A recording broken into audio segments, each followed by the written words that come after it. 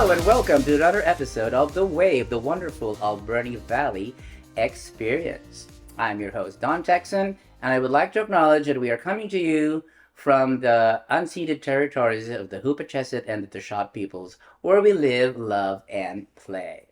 Today, I have very special guests who I'm going to be introducing to you. We're going to be talking about their wonderful Alberni Valley experience and their recently successfully launched event. We're going to be talking about that. And we're going to be talking about a wonderful organization that they are part of. So let's start off by introducing our first guest, Debra Hamilton, who is going to tell you a little bit about herself. Hi, Don. I'm Debra Hamilton. I'm the Executive Director of A.D.A.P.S Youth and Family Services. I've been living in Alberni Valley since 2007. I came from New Westminster, Tri-City areas, and Burnaby. And I've been working in the human social services, particularly with youth and families, for 25 years. Wow. The majority of that has been with nonprofit organizations. All right. We're going to get a little bit into that more about Debra's wonderful Alberni Valley experience. But before that, let me introduce to you our second guest, and I've practiced this over and over, Xavier Dandavino. Did I say that right? It's about right. All right, perfect. Okay, Xavier, tell us about yourself. Okay, my name is Xavier Dandavino. I'm a teacher at the Francophone School, l'École des Grands Cèdres. I teach grade 3 and 4. I moved here in Port Alberni 4 years ago in 2018 because I wanted to have something different from my hometown, which is Montreal in Quebec, and be on the coast and enjoy the weather. And yeah, I've been really happy. I like the outdoor. I like the weather here. I like the people. It's been a wonderful experience so far. And I'd like to call this new place my home now. Oh, there you go. So you've been here for how many 4 years years. now? 4 years. And Yes. Debra, 2007, that I'm- makes you in my 15 years? 15th year. 15 and years. I still feel new sometimes. I do. Okay, so tell me a highlight of your wonderful Alberni Valley experience, Debra. I like to say to a lot of people that I believe that everything that's good in my life has come to me because of Port Alberni Oh, wow. and what has been available to me here. And I've had some pretty big city experiences right here in the valley. I've really enjoyed being part of the theater. I haven't been part of Capitol Theater for about 6 years because I've had my daughter. And I would say that the highlight of my Alberni Valley experience right now is raising my daughter in Okay. this big little small town. Hmm. You have one daughter, I do. and how old is she now? She's 6. Oh, okay.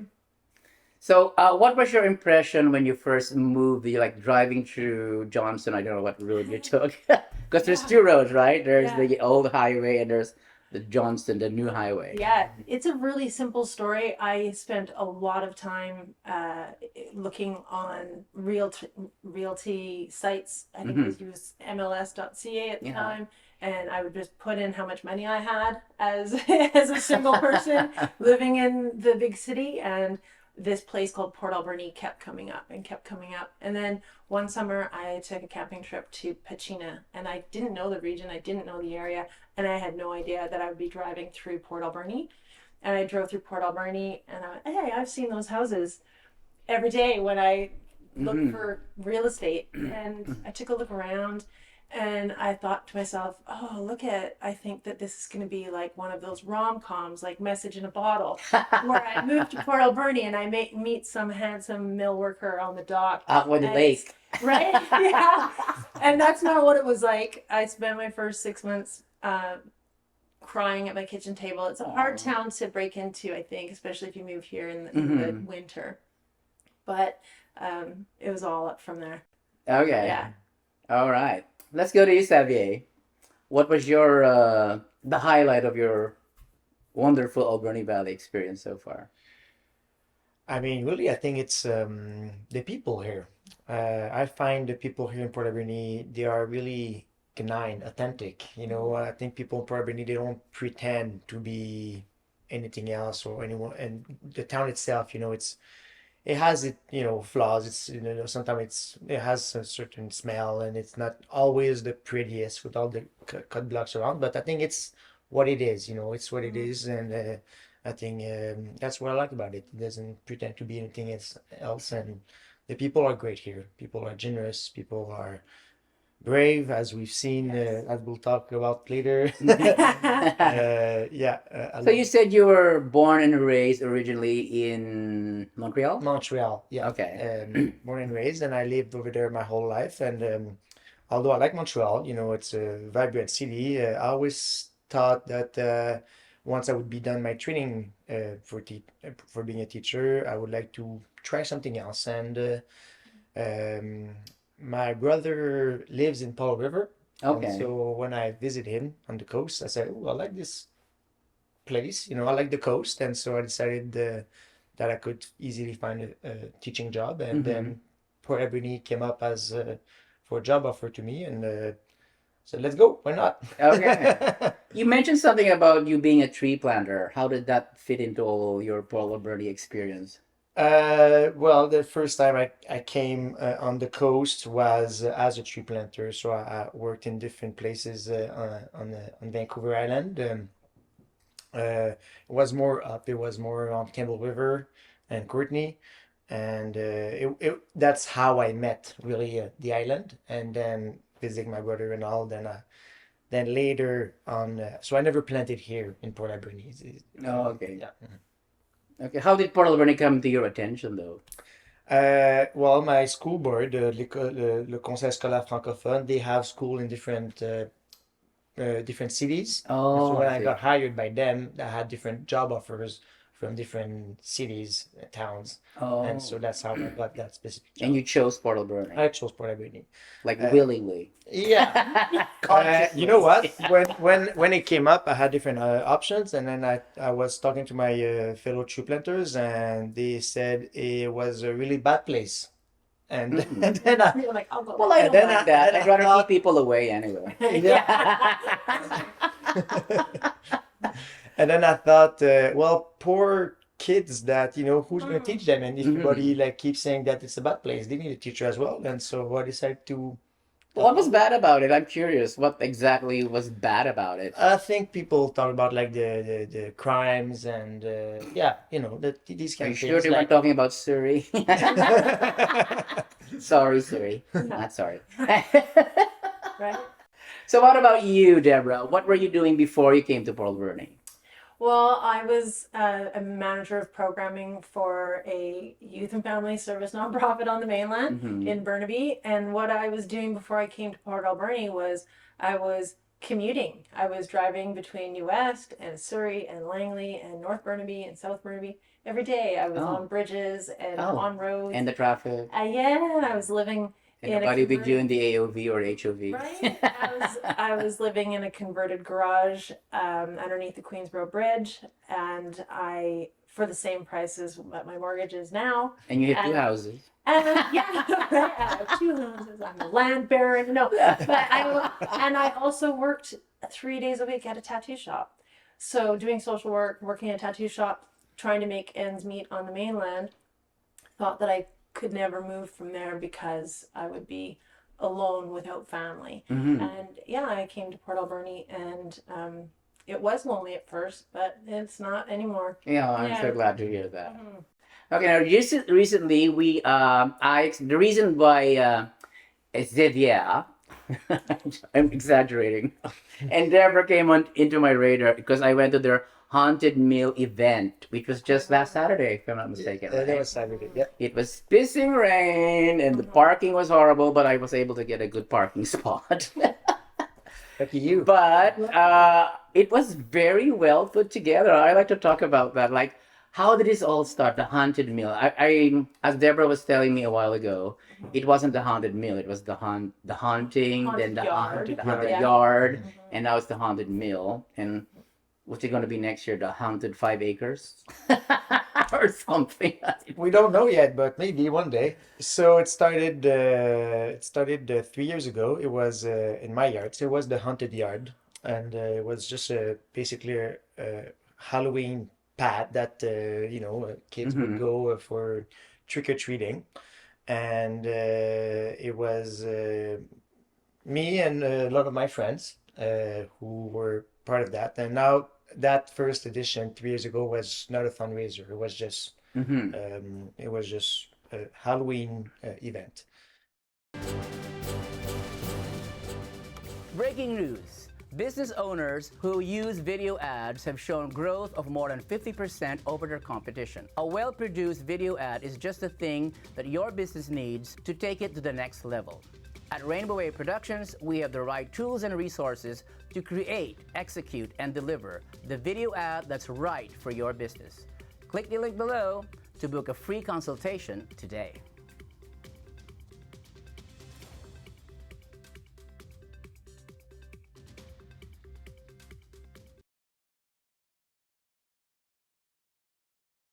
Fundraiser. Mm-hmm. It was just a Halloween event. And then because it was a good success, I think people loved it. We decided to do another edition. Now, in my friends, I had two members of the board of ADAPS. So Marianne Gillis and Brent Running, Mm-hmm. and so because they were on the board and they were my friends and they were involved in the Oh, Brent Ronning is part of the board? Oh, Yeah, that's he's our board chair. yeah. Oh, there you go. He used to So- be the board chair of Polar Players. Yes, he was. Uh-huh. Yeah. Yeah. Oh, no wonder he left us. And he's on a lot of boards. Very Yeah. Oh, experienced yes. Brent's a that way. wonderful fellow. Yes, he is. Oh yeah, he really for the community he works a lot. Mhm. So hard. Yeah.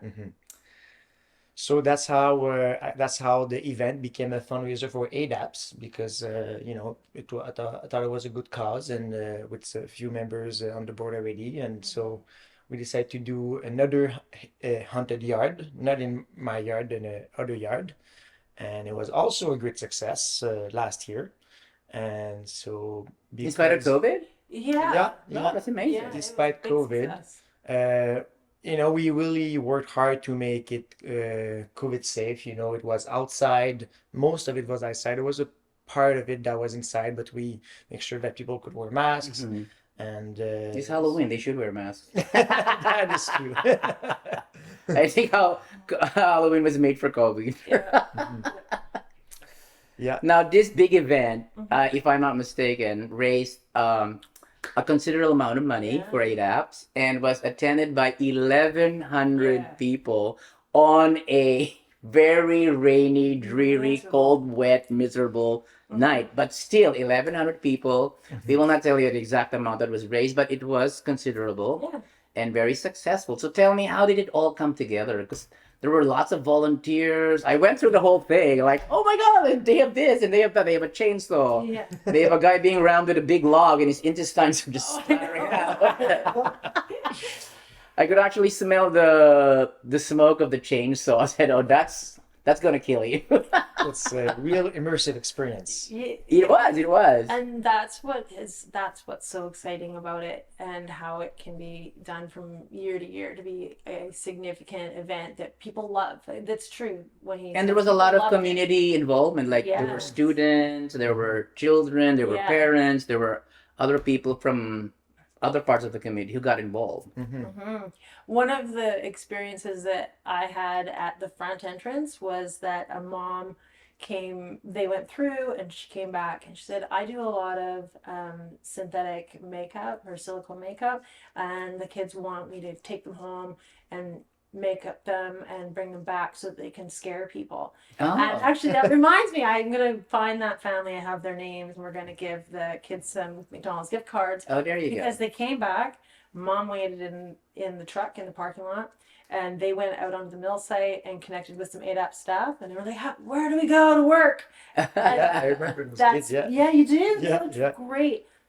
And from my perspective as someone that every day goes into work and has a focus on community collaboration, when Xavier and his group of friends said, you know what, we're going to do this as a fundraiser, the first one last year, the fundraiser, and A.D.A.P.S is going to get the proceeds. We were really excited because for 6 years we've been doing something in one of the alternative schools called the Halloween Harm Reduction Howl, and Okay. it's a youth engagement event, asking youth about their lived experience of overdose, trends in youth violence, mental health, how to stay safe if you're going to experiment with alcohol, conversations about vaping. And it's World Cafe style, and a little bit like a trick or treat style as well. And it brings back those younger day feelings of a Halloween event, but with really important conversations. So we always wanted to claim Halloween, and we always wanted to have a yearly fundraiser. And ADAPS is not a organization that has internal capacity for big fundraising events. We are just far too busy with the actual work. So along comes this crazy creative mind, and it's like, He's from Montreal. and this incredible group of friends and volunteers with the right focus at the right time. And when they say it was a success, when I saw the haunted yard poster from last year, it took my breath away. I was like, oh my gosh, this is it. Halloween belongs to A.D.A.P.S. It is so good. And it was so exciting. And 850 people came through one of our director's yards. Oh, wow. 850 raised almost $2,400. Wow. That was last year. That was Yeah. last year, yeah. And this year, I can say the fundraising. Yeah, it's I fine. think you So should, we- yeah. the Haunted Mill total funds raised was close to $6,600. Wow. $6,600. That is amazing for a small town like this. And yeah, right? well, it's amazing in a 4-hour period of time. In And the that weather. pouring rain. And that weather too. That's what I said. People are so Yeah. brave here because Yeah. I was so worried that people, I knew the show would be good, but that all these people showed up Yeah. with that weather, I was impressed. People were so generous, and people were so positive about the event. And it was, I think that part of being an executive director of a youth and family services organization, part of that role is to always have an eye for mitigating risk, and for, and I think that there is a part of me in a good way that does kind of, what is the catastrophe, right? And I thought, well, you know what? It's pouring rain, so at least we're not going to burn the mill down. That'll never happen, That's right? one positive thought. You I know, didn't see anything that had fire in it tried except for the fumes I smelled from the chainsaw. right, yeah, and it was such a fun time, and the people came, and they kept coming, and they kept coming, and the more people came, the more energized the volunteers were. Yeah, very much so, don't you think? Oh yeah. I mean, there's nothing like, you can practice your act, you can do all sorts of things, but when the people come and they react and then they look at those guts and it's disgusting and then they run away from the chainsaw, I think that I think that really organized. Well, at this point, I'm curious, how long did it take to put that all together? A whole year, 6 months? I mean, I really love Halloween, and I think about it a lot, and so I have put not just me, a lot of people have put a lot of time, but we've been planning this since last spring because it was at the mill. It was a bit more complicated than doing it in a yard because it's the mill. We had to work with different parts of the city, Chamber of Commerce, and all. So the overall planning, it's in spring, but then it's really just this fall. It's a lot of time. Until we went straight to winter. I think we skipped fall and went straight to winter, but the weather feels right now. It's just a lot of time. You have to be committed. If you want to make a good show happen, you have to, put some time in there. And just invest your time and your creativity, and you make things happen. Well, I'm glad I didn't miss it. But for those of you who did miss it, here's some videos and photos that we'd like to share with you on what you missed.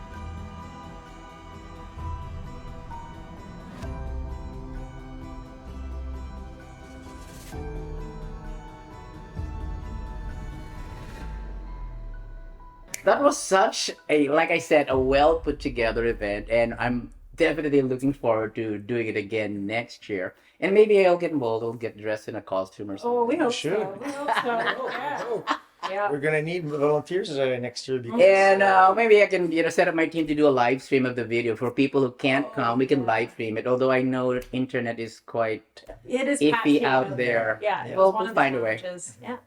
Technology always has a way, so Mhm. one way or the other. Mhm. Now, I like to go to the core of the interview, which is the reason why there was the haunted mill, and the reason why you're both here is we want to talk about ADAPS because ADAPS is doing such a wonderful service, which definitely adds to our wonderful Alberni Valley experience. I'll start off with you, Deborah. Tell me what is ADAPS all about? Well, ADAPS has a guiding statement that is resiliency and wellness for individuals, families, and community. Okay. And I think that can capture very well what we specialize in. And I do not hesitate to say that ADAPS is the biggest youth serving organization in the region. And I don't hesitate to say that we are experts in delivering great services to both reduce risk in youth lives and also to address risk in youth lives. We seek to better the outcomes for the youth and families of the Alberni Valley. Mm-hmm. And we serve youth ages. We have one program that will serve children as young as 3. Oh. And that's Have there been cases of That's a- children as young as 3? I think the youngest person that we've had referred to that program was 4. Okay. Yeah, and that's a specialized counseling program. Mm-hmm. And then some of our substance use programming does have an age utilization that goes up to 21 and sometimes 22 years old. Mm-hmm. Because typically youth that start using substances or have significant mental health concern from a younger age are younger for longer.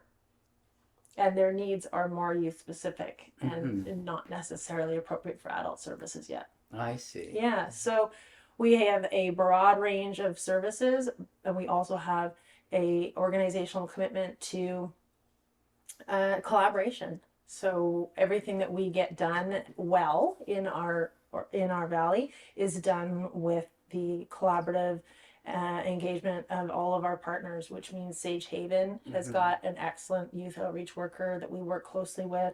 School District 70 is so supportive of our work, and their people are so wonderful to work Oh, with. that's wonderful. Mm-hmm. The Friendship Center, CMHA, KUIS certainly is one of our partners, an unlikely partner, really, and it's been a great couple of years partnering with new old organizations in new ways that I think that it's starting to get a bit contagious. Everyone wants to see better outcomes for youth. Okay, now Xavier, how did you get involved? Was it just because of the Halloween thing, or were you involved prior? no, I wasn't involved prior. As I said, it was because I wanted the event to be a fundraiser. So I was just looking for a cause, and then with those friends that were on the board of ADAPS, it just makes sense because they work really hard on the event too. Just not just myself. It just made sense that so out of luck, I guess. It was luck. I guess you're the creative mind behind Yeah. It was a lucky that big, fit. that beautiful event. It was a lucky fit because I think that youth workers, and so I mean, there's a few things. It's youth work is kind of like the island of misfit toys, right? You have to be a bit of a misfit yourself to want to work with teenagers all day long. I And suppose. oh yeah, and Especially you also, this crop of teenagers. like you have to have a real community, a passionate edge to you to want to be committed to nonprofit work. And we love to introduce healthy risk into youth's lives because they do have a driving need to experiment and risk and Push the seek. boundaries. That's right. Yeah. Push boundaries and seek themselves and experiences. And isn't that exactly what the haunted mill did?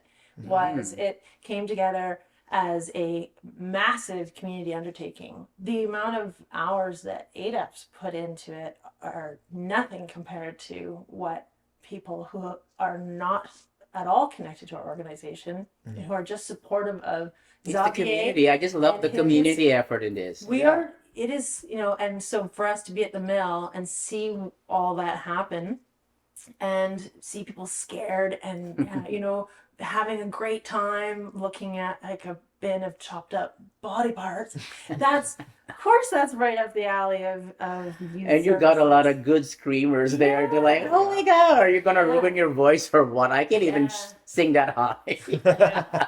And I think it goes without saying that there are some amazing nonprofit leaders in this community that would agree with me that there are easier ways to raise money. Fundraisers, you can have it go. Yeah, but not fun. Right? No, There you there's go. easier ways to raise money, but A.D.A.P.S is about the experience and engagement of people, and look at the outcomes. Oh, definitely.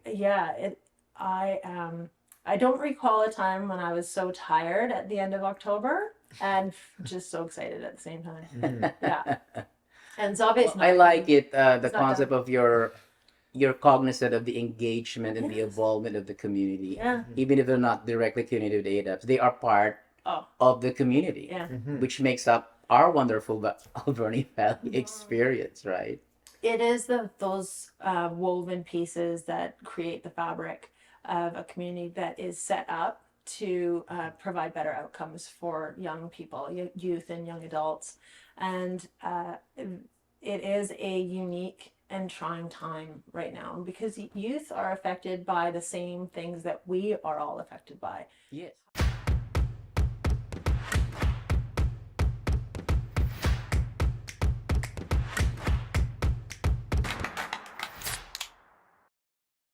Affected by the same things that we are all affected by. Yes. Housing definitely. issues, economic issues, issues of substance use and mental health. Those issues are really tightly wound right now, and I like to say that I like to refer to it as the social emotional injuries of COVID. And coming out of COVID and into the economic realities, and still having the realities of our opioid crisis still present, have not allowed for a great deal of resiliency. So on one hand, those social emotional issues and injuries are really causing a youth crisis of resiliency. And also, when I look at youth and think about those things, I see nothing but resiliency. It's an important time. It's an important time right now for this community to really come together to say, what now for youth, and then what next. A lot of great pieces in place here. Oh yes, definitely. Well, thankfully, so ADAPS was the one that brought you here to Port Alberni. Did I understand correctly? You won't believe who brought me here to Port Alberni. Okay, let's take a moment and. A.D.A.P.S. Oh, A.D.A.P.S, which became Sage now. Yes. Okay, tell me about that. I came when A.D.A.P.S was called Port Alberni Women's Resources Society. You were pause. PARS, yeah, PARS, and they were going through a name change. They hadn't quite decided on it, but what they were going to do is they were going to serve a broader community for the first time. So they were, for the first time, going to have men access the community drop-in center, and that's what I came to do. I promised myself once, so that story where I came to Pachena Bay and saw all those houses that I knew that I could afford, I promised myself that I would do one thing a day to move to Port Alberni. And that was July 1st. And I think one of the things was like, one day I paid off my parking tickets. Well, there you go. I think I eventually moved here. So there you have it, ladies and gentlemen. Somebody who moved to Port Alberni intentionally. That's right.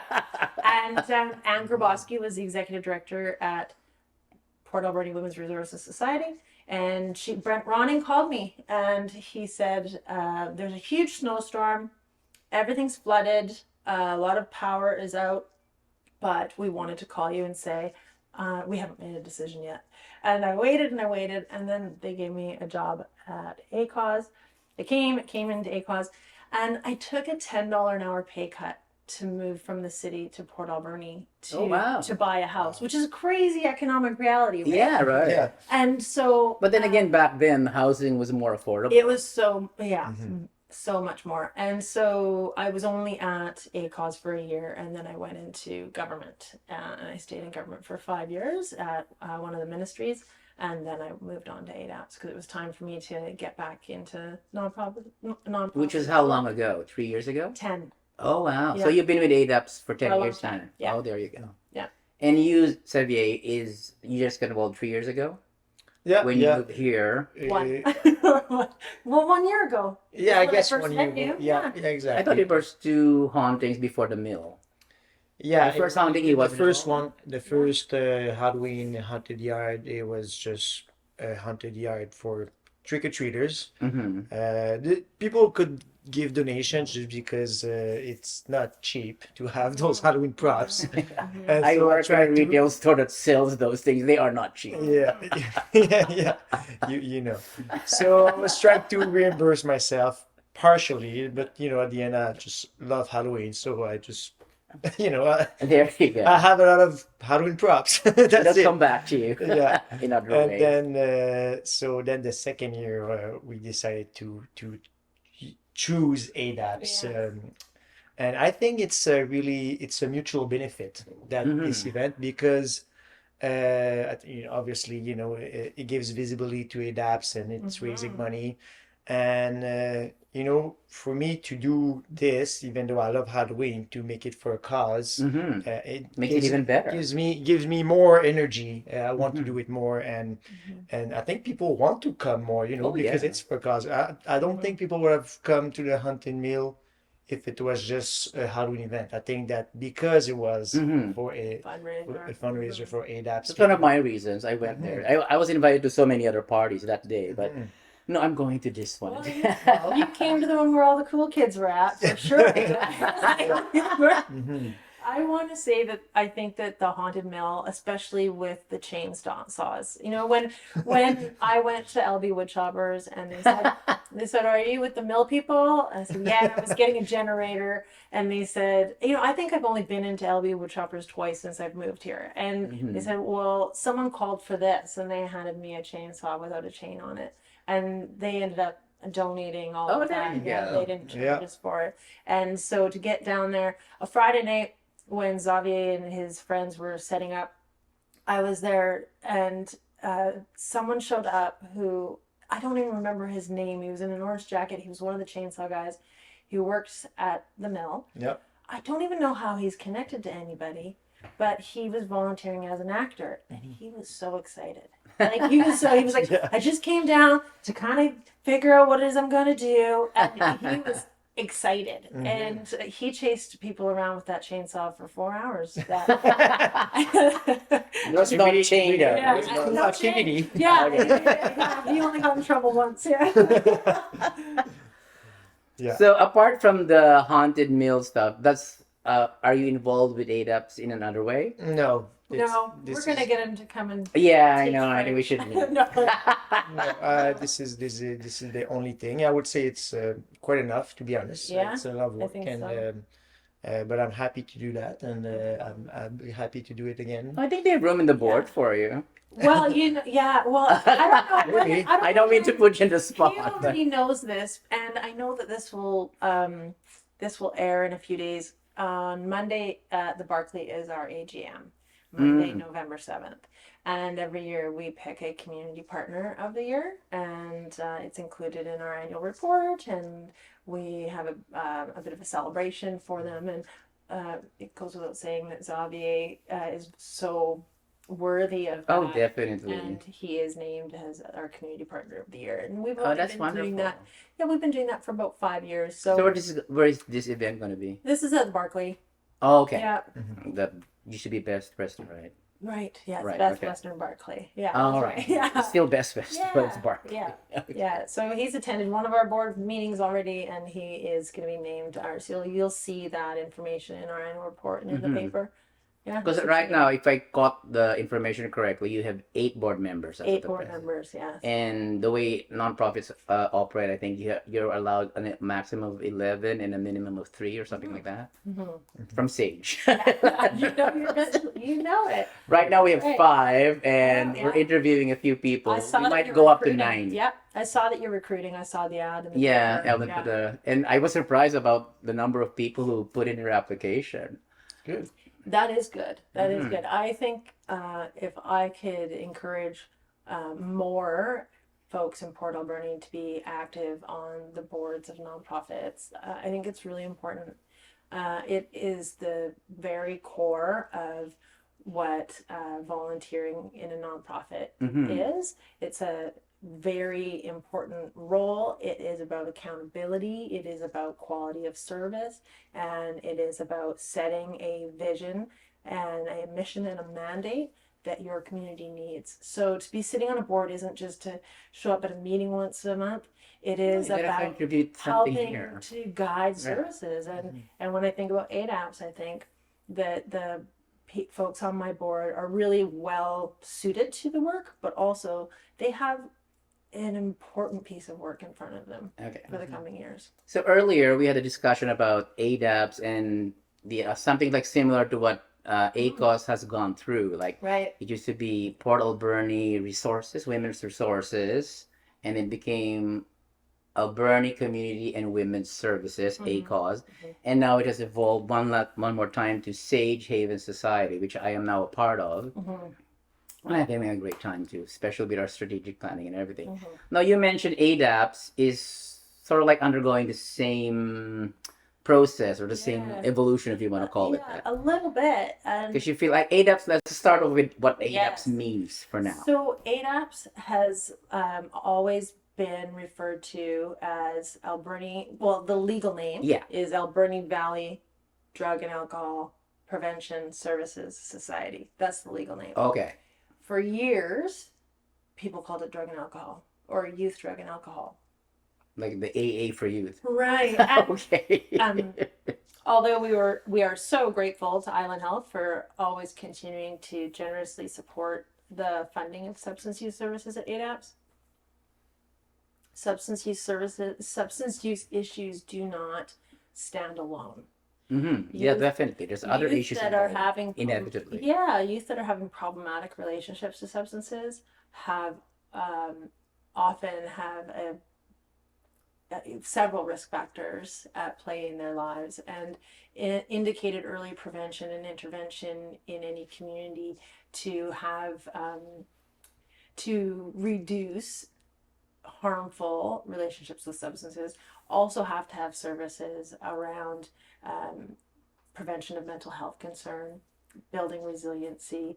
We have to hear youth experience. We have to hear their voice. We have to have pro-social and pro-recreational activities. We have to offer youth access to confidential wellness counseling and trauma counseling. And so ADAPS has grown hugely over the last 10 years, and we will continue to grow to meet the needs of youth and young adults in our community, and even younger youth, in order to prevent things. So can you define for me again what the parameters are for youth? The youngest is 3 and the oldest is 22, 21? Yeah, one of our programs serves very young youth and children, and it's a specialized trauma program called the SAPE program. It's the Sexual Abuse Intervention and Prevention Program, but it stands alone in serving children. Our youth programs are 10. Age 10 is the youngest for the youth wellness counseling. 10, 11, 12 for our crew, which is community resiliency experience and wellness, which is prevention programming.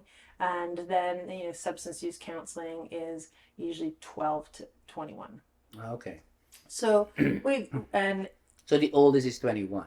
21. What happens if the client or the patient, or I don't know what terminology, is 22? They get referred to another organization? If the other organization's services are appropriate for them, I think that what we see happening is that some systems are lowering their age of utilization so that, say, 17-year-olds can start accessing adult services. And then some youth services are increasing their age of utilization so that youth can stay younger for longer. And I think that we are in a time now where families need to stay together longer for housing purposes, for socioeconomic purposes, and that the youth lived experience is such that youth are young people until they're 25 years old.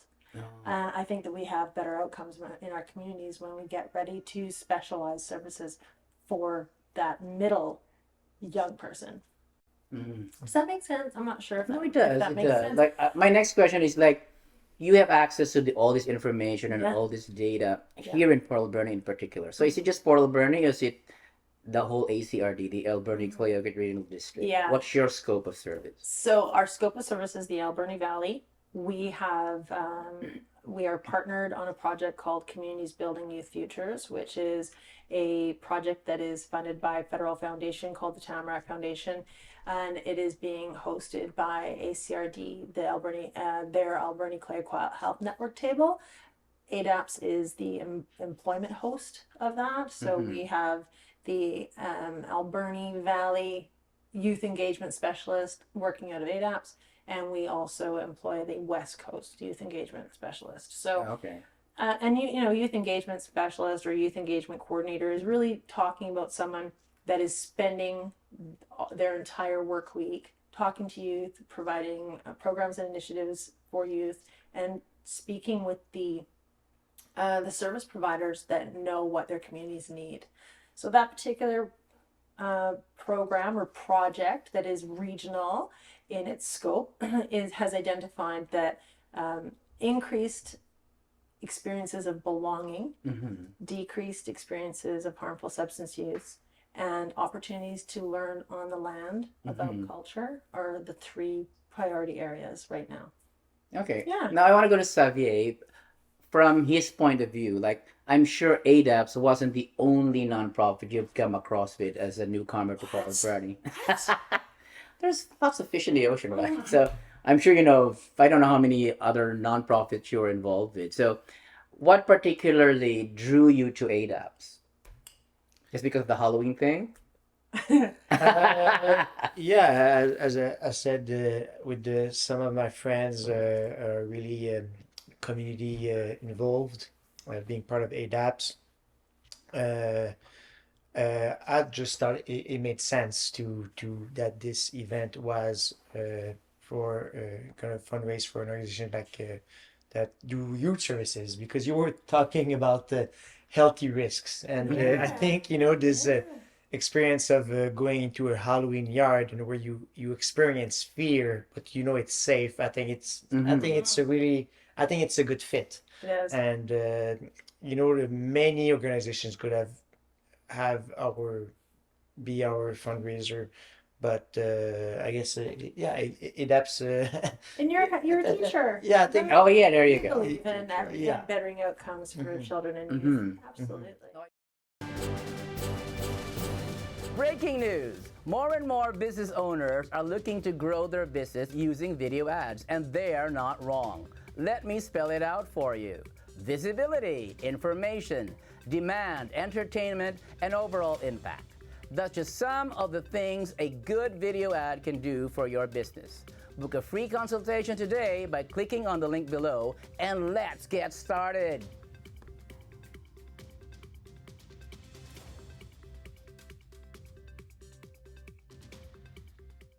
Part of that. Well, I heard it said, like, in line what you've been saying, like, prohibition really doesn't work. Yeah. Because the human brain, I read somewhere, is programmed to do exactly what you tell it not to. Like in the case of a skier, I said, don't hit the trees. And when he's skiing down there, all he sees are the trees, right? Because your brain is just focused on, like, the don't do this, and that's exactly what you want to do. You want to do the don't. Your challenge, you're like, that just becomes some sort of a stimulus in your head. So like having a conversation instead of rules, It's just more of a conversation about awareness. Mhm. Now, I got into a discussion which in my head is not settled yet. Oh, okay, this will be good. Sorry. I'll help you settle it, Lizzie. Okay. So, drug addiction, Oh. according to some, is a choice.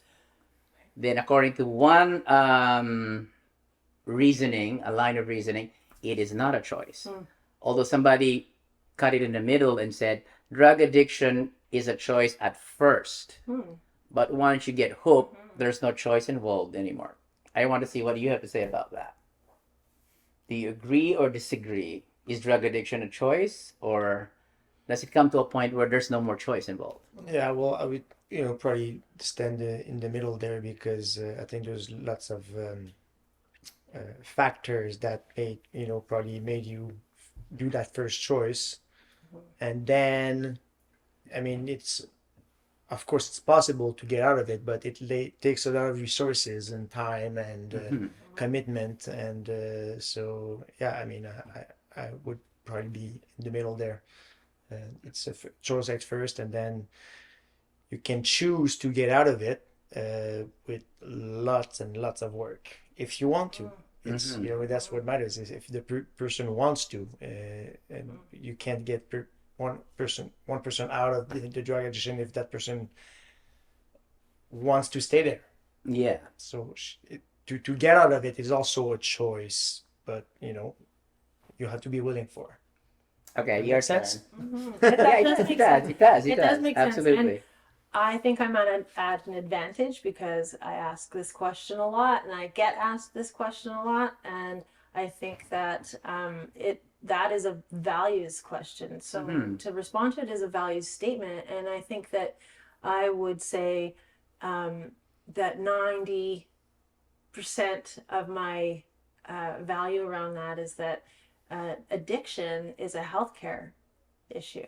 Yeah, I would agree. And I also believe that addiction, particularly addiction to or dependency, I prefer the word dependency, Okay. again, stigma, busting up the stigma, right? Yeah. That's why we don't call ourselves Alberni Drug and Alcohol Prevention anymore. It's, just Youth and Family Services. Because the people that 90% of the young people that come through our door aren't dependent on substances. They don't have harmful long-term addictions to substances. We don't want young people to not come based on preconceived ideas or stigma. Now back to stigma is a big thing. Yeah. So the value statement around whether or not it's a choice. So I believe that it's a health condition, and particularly opiate dependency is a recurring, relapsing health condition. Like many health conditions, if not all of the holistic wellness of an individual is in place, that health condition can recur and can relapse, and it can often look bigger. And then when I said that 9% of me is in that value and in that belief, I certainly think that in some personal relationships, when drug dependency comes very close to us, I think it's easier for us to be like, can I swear? Yeah, no. Yeah, that's a fucking choice. We'll just and it's hurting me. And I think that it's important to always remember that no amount of love doesn't come into the picture. Love doesn't cure drug dependency. Support and healthcare can help, but when we look at parents and the relationship between a drug dependent parent and, say, their child, I am the first person to say, that parent doesn't love their child any less than any other parent does. So loving people isn't enough to cure your own addiction, for sure. So with your using the word cure, like you said, you look at drug addiction as a health issue. Yeah. And it's not something that's curable. It's treatable, and not instantly. Like you can't do it by surgery or it's medication or whatever. And when I say that substance use, that A.D.A.P.S is really looking at adolescent relationship to substances. I think that everyone's relationship, that it is always a relationship to substances that can turn into a dependency, that can turn into a physical addiction. And it's in that relationship that, or rather, that relationship can change based on the relationships Yeah, that I people totally bring to agree. that. Yeah. So as you were speaking, the both of you, I mean, thoughts were coming into my head, and one of the things that stood out was prevention doesn't work. Oh, it does so. Huh? Does It it? does. Yes, it does. No, I was It thinking works. more like the prevention in the context of like, don't do this, Oh, don't do yeah. that, Right. right? Yeah. Or prohibition, I guess is a Yeah. better The war word. on drugs doesn't work. The war on Yes. drugs doesn't work. Like, Yes. stop drugs, don't use drugs. Like, Mhm. if you tell them not to use drugs, the more they will use drugs. Mhm. Like, for example, I'm totally innocent and I'm just coming into the scene or something like that. I said, don't use drugs. What's drugs? I gotta find out. Yeah. Yeah. So I was just thinking, because the war on drugs is a losing battle, the way we've been doing it.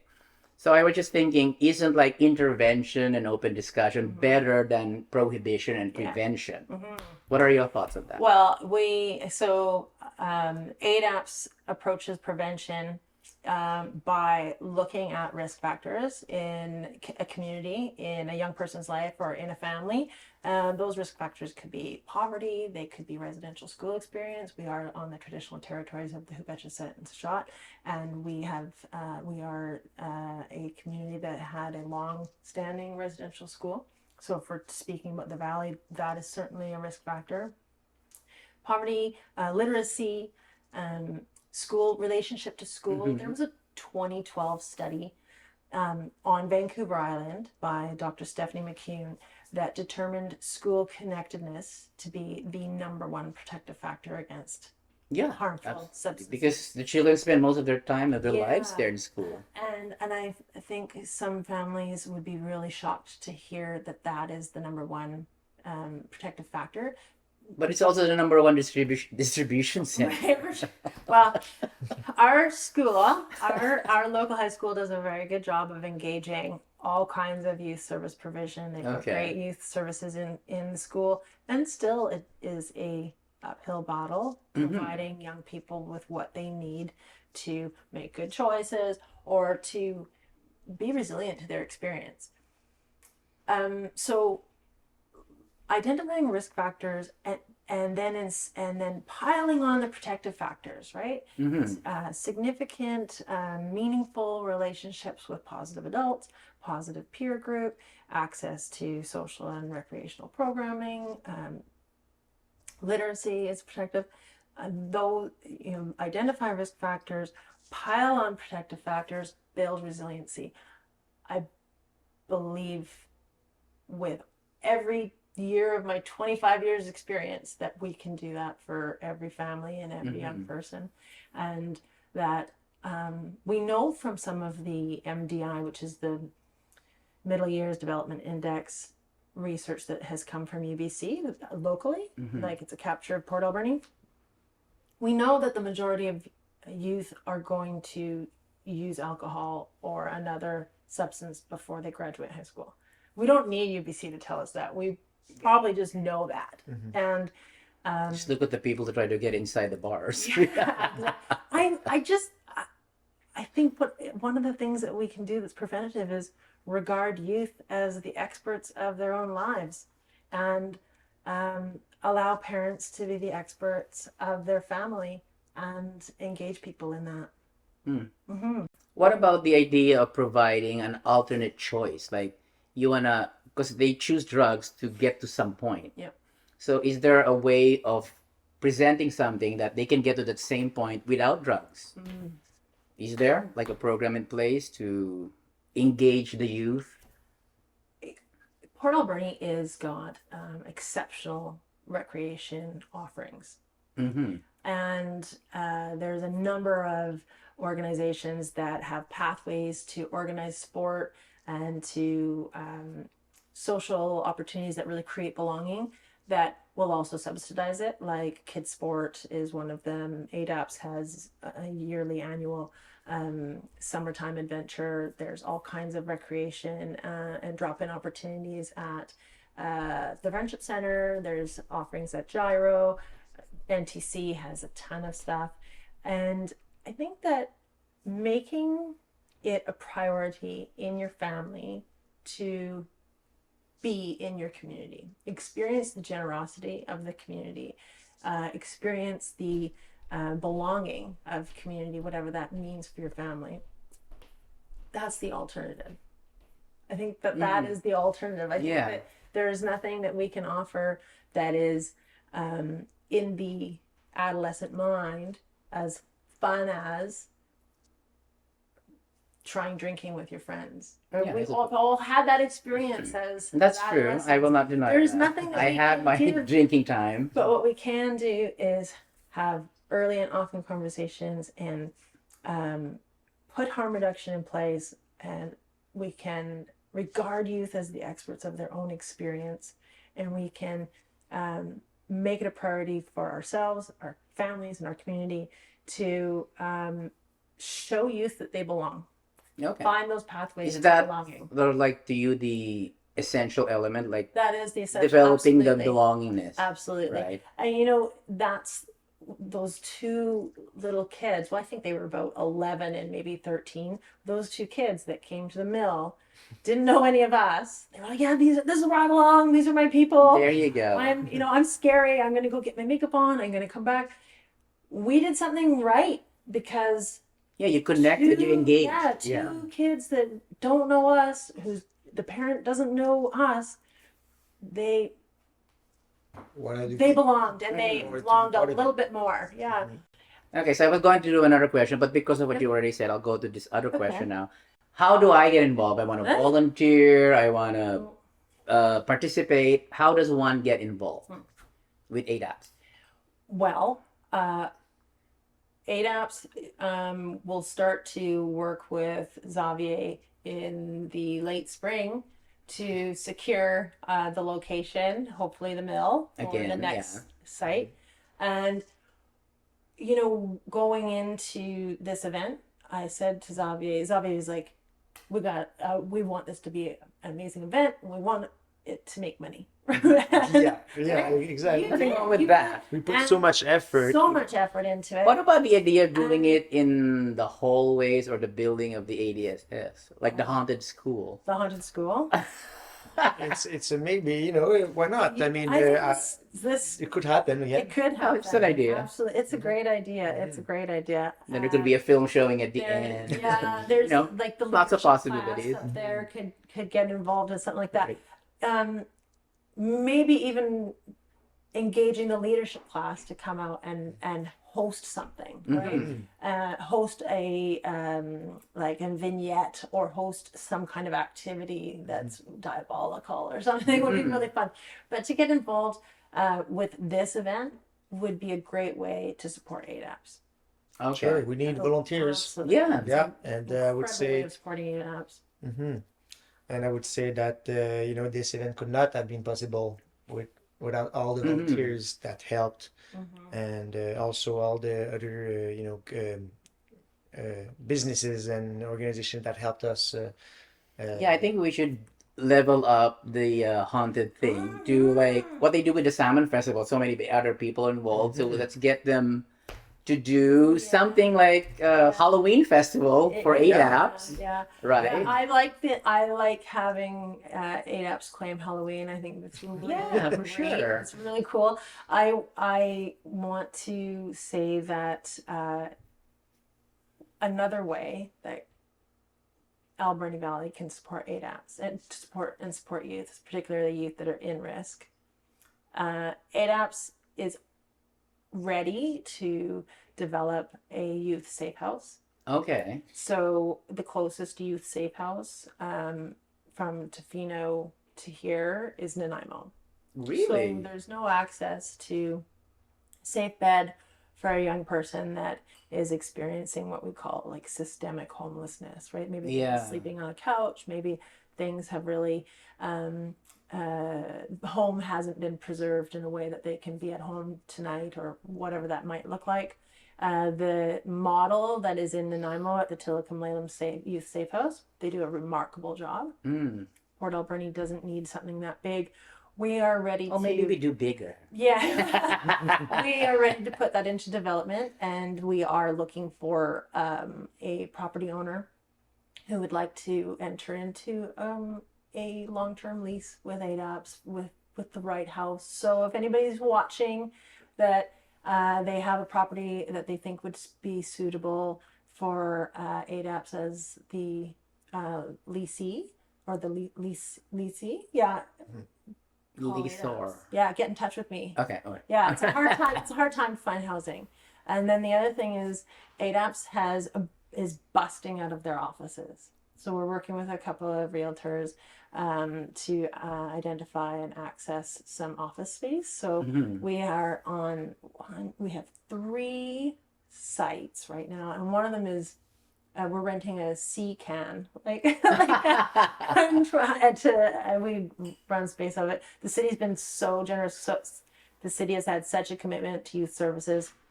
We've got lots of stuff going on at Gyro, but we need some more office space. Yeah, not different office space, just more office space. So It's if anybody coming. has anything, let me know. Those are Well, the 2 now I know ways. what to do to if ever I win the lotto tomorrow. Yeah. Of course, Sage will be also in line. Anyways, there's so much that has been done, but there's still so much to do. So I'm thanking you, Debra and Xavier, for coming to inform us, make us aware, and congratulations for your very successful Haunted Mill event.